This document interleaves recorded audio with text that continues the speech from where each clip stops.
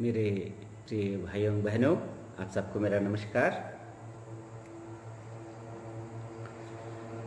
जैसे कि पिछले कई एपिसोड में यम नियम के बारे में मैंने कहा था, यम नियम समाज का आधार है। योग का पहला सोपान है, फर्स्ट स्टेप है। इस यम नियम के कई शाखा है, उप शाखा है। इस शाखा उप शाखाओं को उपयंत्र कहा जाता है।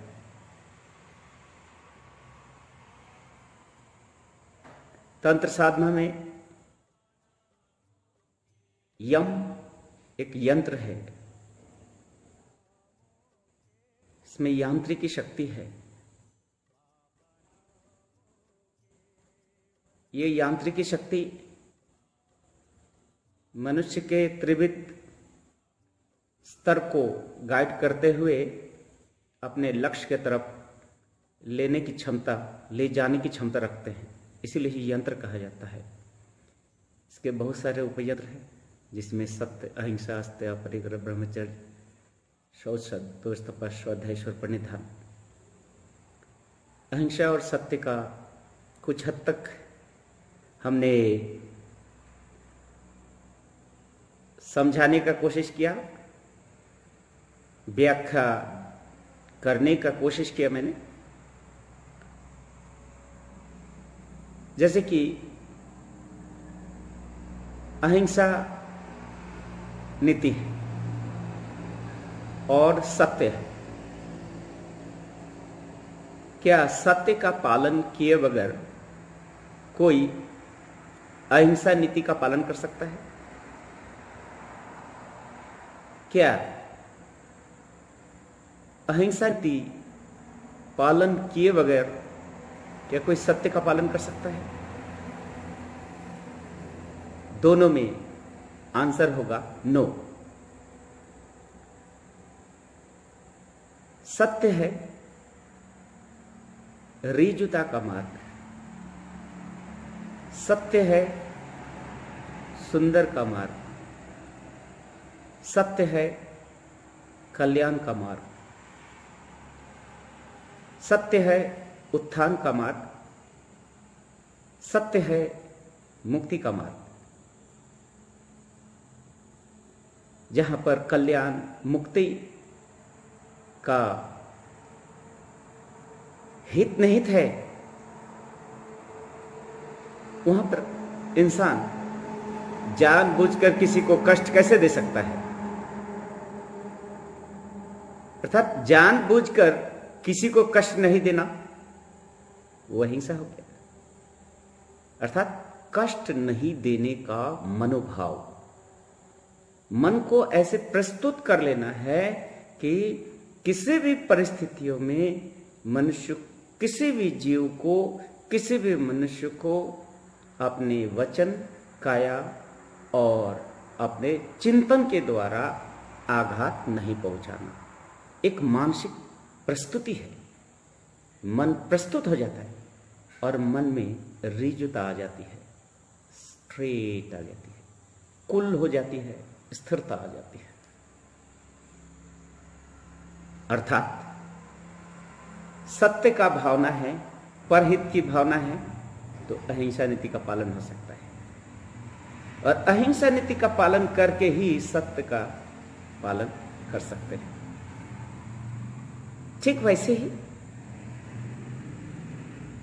यम के तीसरा उपयंत्र है, वो है अस्तेय। अस्तेय का जो सीधा साधा अर्थ है, सरल अर्थ है, वह है अचौर्य या चोरी नहीं करना।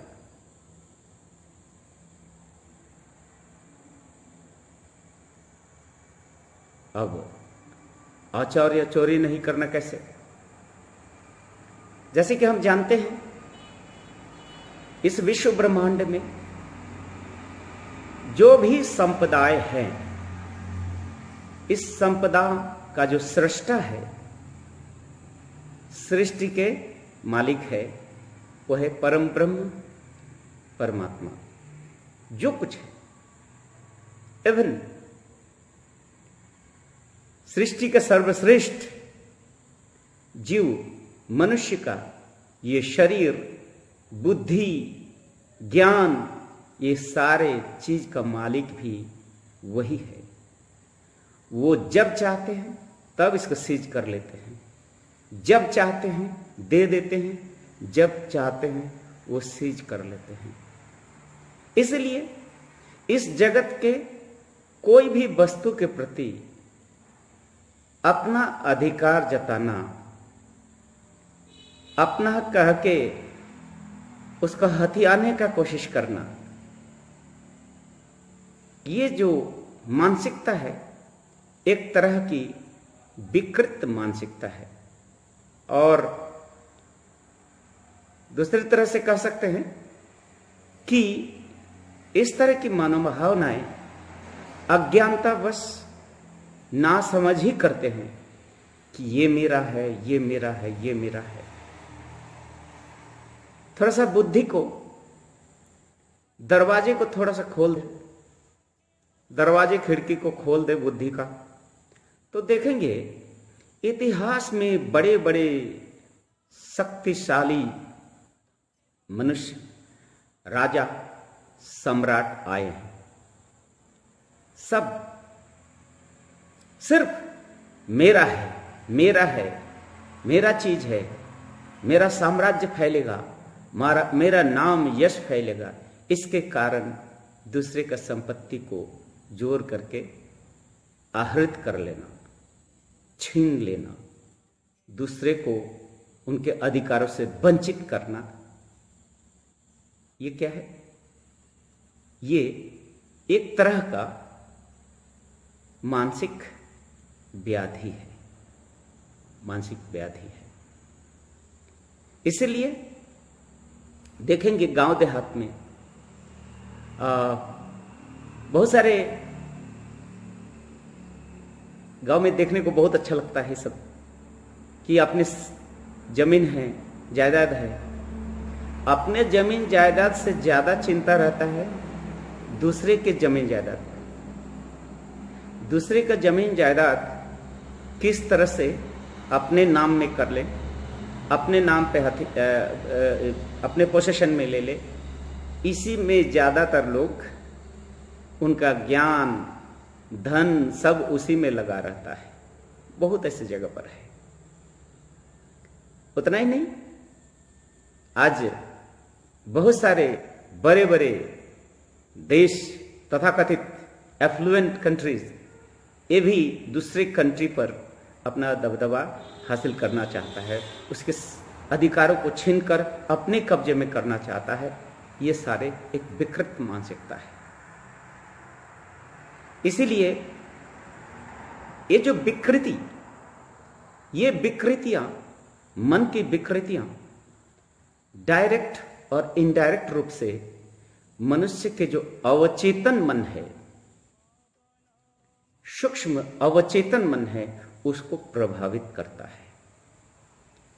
और मनुष्य की जो इच्छा शक्ति है, इच्छा शक्ति का जो बीज है, जो रूट है, जो सीड है, वो मनुष्य के अवचेतन मन में ही छुपा रहता है। जब पर द्रव्य अपहरण की भावना, दूसरे की धन, दूसरे की संपत्ति को अपहरण या हरण करने की जो भावना रहती है, वो क्या होता है? मनुष्य के अवचेतन मन को डिस्टर्ब कर देता है, चंचल कर देता है, जिसके कारण मनुष्य सत्य को जान नहीं पाता है। मन के जो स्थिर चित्त है वो चंचल हो जाता है, चंचल हो जाता है। वही मनुष्य के जीवन में दुख का कारण हो जाता है। वो आपके अपने व्यक्तिगत जीवन का दुख का तो कारण होता ही है, साथ ही साथ सामाजिक दुख का भी वही कारण होता है।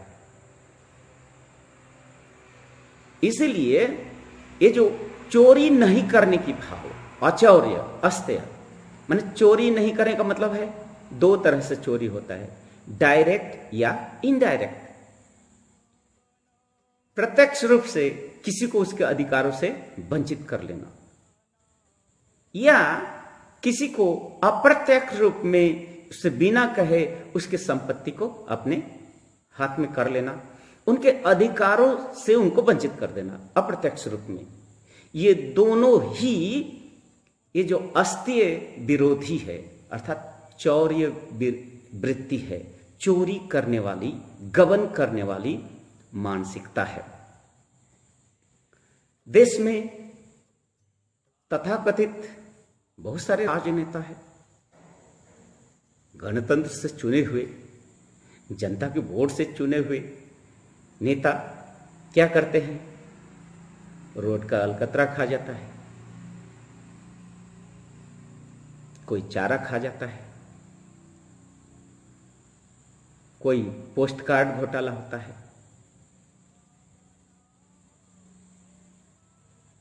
कोई आंगनबाड़ी का भोजन खा जाता है,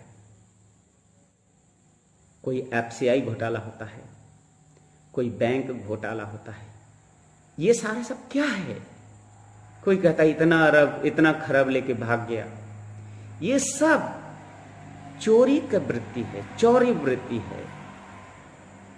तो ऐसे मानसिकता कि लोग न खुद सुखी रह सकता है, न दूसरे को सुख दे सकता है, ऐसे मानसिकता समाज का कोड़ है, समाज के प्रगति में बाधा है।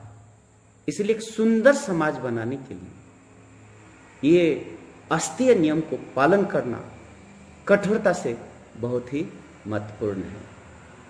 चोरी नहीं करने की मानसिकता, चोरी नहीं करने की मानसिकता।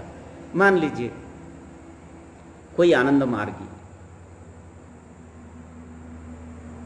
आनंद मार्ग बाबा आनंद मूर्ति जी की साधना करते हैं, आनंद मार्ग के अष्टांग योग की साधना करते हैं, लेकिन जब वो ऑफिस में जाते हैं, कोई बड़ा अधिकारी है, उनका बार बार प्रलोभन आता है, मिस्टर अमोक आप इतना करो, ले लीजिए, मेरा ये काम कर दीजिए। उनका मन अगर संतुलित नहीं है, अगर बैलेंस नहीं है, तो वो तुरंत गबन कर लेंगे, लेके बोलेंगे अरे चलो ना, ये पैसा लेते हैं, संस्था के काम में लगाएंगे। ये गलत, इस तरह की मानसिकता गलत है। आप भले ही आप बाबा के प्रति भक्त हैं, ईश्वर के प्रति आपका भक्ति है, लेकिन ये तरीका आपका गलत है। ये ऐसा ही होता है जैसे साग से मछली को ढक देना, वैसे ही होता है बैल मारकर जूता दान करना, बैल मारकर उसके चमड़े से जूता दान करना। अर्थात आप कोई एक ऐसा काम आप कर बैठे जिसके कारण लाखों, लाख, हजारों लोग वो अपने अधिकारों से वंचित हो जा रहा है। आपकी आवश्यकताएं कितनी है, कितनी आपकी जरूरत है? इससे ज्यादा अगर आप अपने नाम पे या अपने हथियाने का कोशिश करते हैं, वो दूसरे का अहित का कारण बनता है। ये जो दूसरे के हथियाने की जो वृत्ति है, ये जो प्रवृत्ति है, यही है चोरी वृत्ति।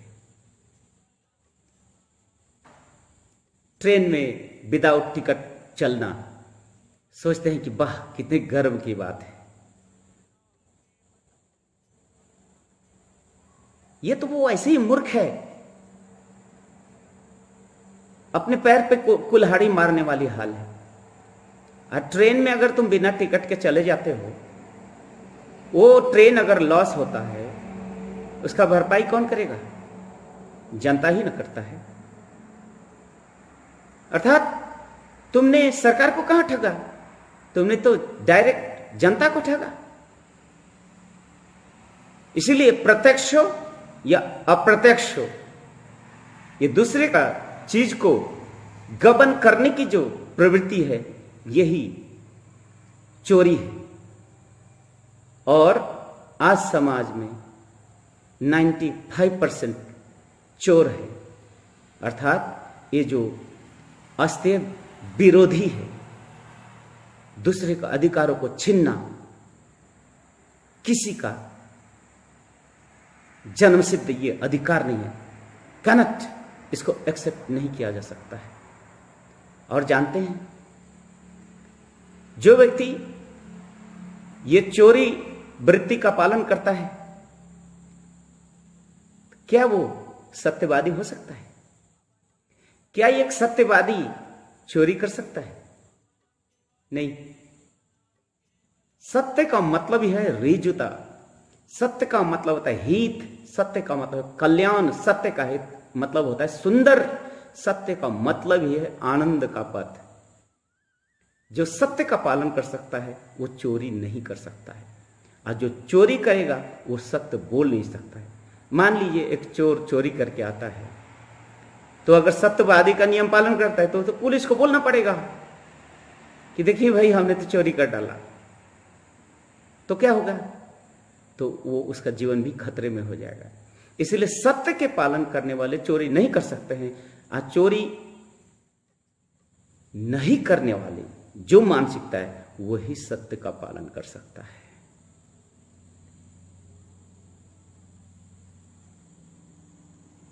चोरी नहीं करने की मानसिकता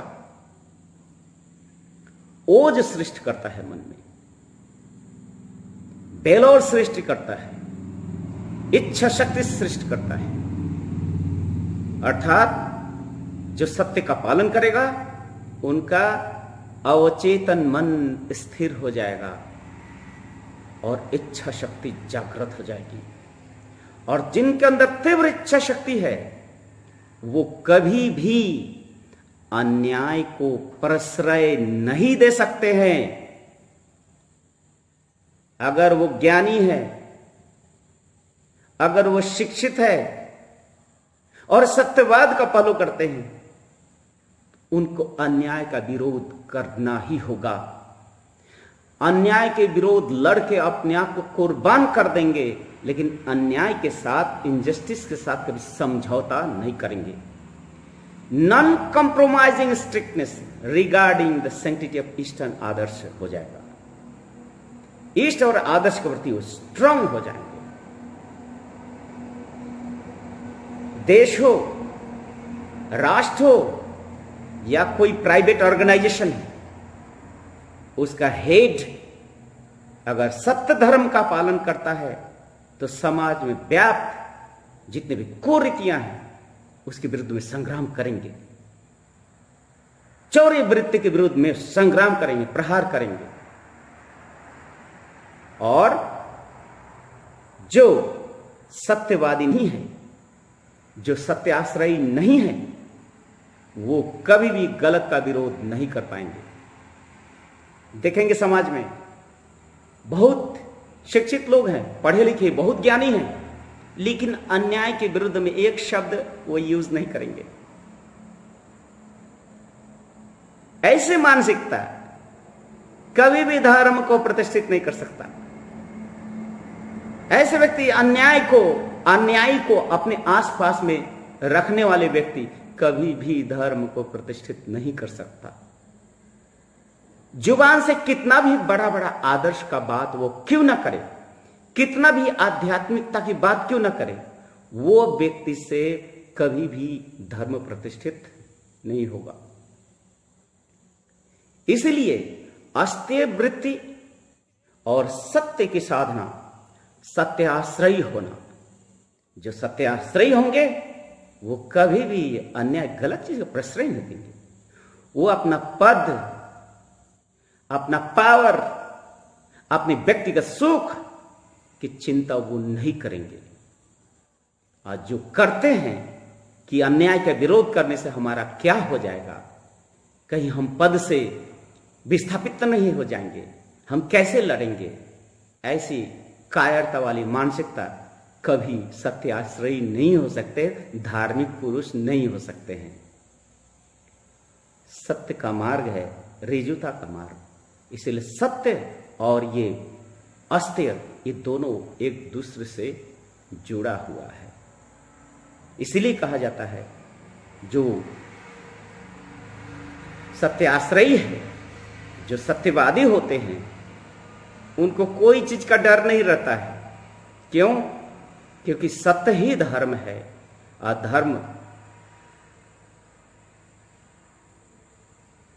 रक्षिता रक्षति, धर्म रक्षति रक्षिता, अर्थात जो धर्म का रक्षा करता है वही धर्म को ही सुरक्षित, आपको भी हम सबको सुरक्षित करेगा। इसीलिए सत्याश्रयी बनना ही होगा। आनंद मार्ग आदर्श को भी प्रतिष्ठित करने के लिए सत्याश्रयी बनना होगा, ओज होना होगा, वो वेलर होना होगा। वो आपका कोई भी प्यारा व्यक्ति, कोई भी कितना श्रद्धेय व्यक्ति क्यों ना हो, अगर वो अन्याय को टेम्परिंग करते हैं, अन्याय को अगर बर्दाश्त करते हैं, अन्यायी को प्रश्रय देते हैं, वो आपके आइडियल नहीं हो सकते हैं, वो आपके आदर्श को आगे नहीं ले जा सकता है। इसीलिए हर इंसान को अस्त्य नियम का पालन करना ही पड़ेगा। हर पल ये सोचना होगा कि कहीं मेरे द्वारा किसी व्यक्ति का अप्रत्यक्ष रूप में कहीं मैं उनके अधिकारों का हनन तो नहीं कर रहा हूं, उनके अधिकार के क्षेत्र में हम हस्तक्षेप तो नहीं कर रहे हैं। अगर ऐसे करते हैं तो ये अस्तेय नियम का विरोधी है, अर्थात चौर्य वृत्ति को, चोरी वृत्ति को प्रश्रय देना होता है। इसलिए साधक के जीवन में ये जो यम नियम का एक एक यंत्र उपयंत्र बहुत ही महत्वपूर्ण है। आने वाली दुनिया में, आने वाले समय में समय का परिवर्तन हो रहा है। समय के परिवर्तन के साथ लोगों के मानसिक परिवर्तन हो रहा है, ट्रांसफॉर्मेशन हो रहा है, मेंटल ट्रांसफॉर्मेशन हो रहा है। पूरे वर्ल्ड दो ध्रुव में बट रहा है, सत्य और असत्य। एक राइचियस के लिए लड़ना, दूसरा झूठ, अफरेब, पाखंड, रूढ़िवादिता, जड़वादिता के लिए लड़ रहा है। दूसरा सत्य, प्रगति और उन्नति के लिए सोच रहा है। दोनों का पोलराइजेशन, ध्रुवीकरण हो रहा है। ऐसे परिस्थितियों में हर आनंद मार्गियों को, सिर्फ आनंद मार्गियों के नहीं, दुनिया के जितने भी किसी भी क्षेत्र में साधक हो, उनको सत्याश्रयी होना होगा और साथ साथ ये अस्त्य नियम का पालन करना होगा। और अस्त्य नियम का पालन करने से ही देखेंगे सत्य नियम का, क्योंकि अस्त्य का नियम का पालन करना ही सत्य आश्रयी बनने का नियम है और सत्य विरोधी नियम ही अस्त्य नियम विरोधी है। इसलिए सत्य विरोधी नहीं होना है, सत्य आश्रयी बनना है और अस्त्य नियम में प्रतिष्ठित होना है। इसी से मनुष्य की इच्छा शक्ति जागृत होगी। इस इच्छा शक्ति की विज्ञान को बहुत सारे पढ़े लिखे पंडित भी नहीं जानते हैं कि इच्छा शक्ति कैसे जागृत होती है। इच्छा शक्ति का जो जड़ है, इच्छा शक्ति का जो रूट है, अवचेतन में है और वो रूट निर्भर करता है आप कितना सत्याश्रयी हैं, आप कितना अहिंसा नीति में पालन करते हैं, कितना अस्त्य नियम में प्रतिष्ठित होते हैं। इसलिए अस्त्य नियम का पालन करना है। सत्यमेव जयते, सत्य का जय होगा, धर्म की विजय होगी। धर्म की विजय सत्य की विजय से ही है। धन्यवाद, नमस्कार। आप लोग मेरे वीडियो को जरूर सब्सक्राइब करेंगे। साथ ही साथ आप लोग अगर प्रश्न हैं, आनंद मार्ग संबंधित कोई भी क्वेरीज है, आप लोग हमारे व्हाट्सएप नंबर में प्रश्न कर सकते हैं, हमारे फेसबुक के मैसेंजर में प्रश्न कर सकते हैं, तो हम उसका आंसर देने का भरपूर कोशिश करेंगे। आप सबको बहुत बहुत धन्यवाद। नमस्कार।